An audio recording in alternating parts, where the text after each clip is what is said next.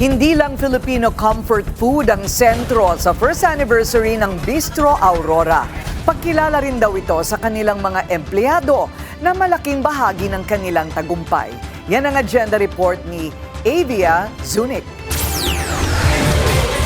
Bistro Aurora celebrated its first anniversary with a special gathering at the podium led by its founder, Attorney Nilo Divina. Paggunita rin ng event ng isang taong shared meals, memorable gatherings at mga koneksyon na nabuo sa paglipas ng panahon.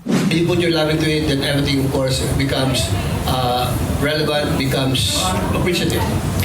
And that's the story behind all of the dishes here in Aurora, everything done with love.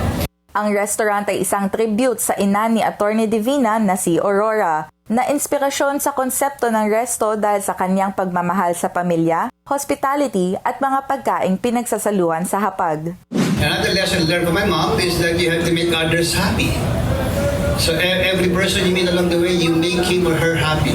And I hope that every time you come here to Aurora, you are happy.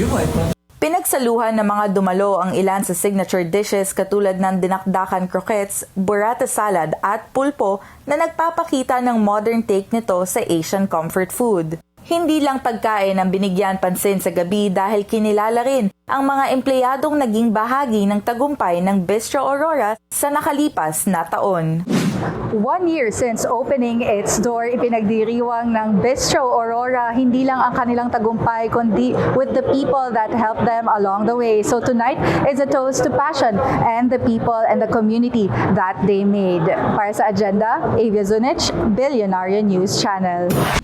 Manatiling nakatutok sa Billionaire News Channel. Sumubaybay sa aming social media accounts at mag-subscribe sa aming YouTube channel para sa mga bago at eksklusibong balita.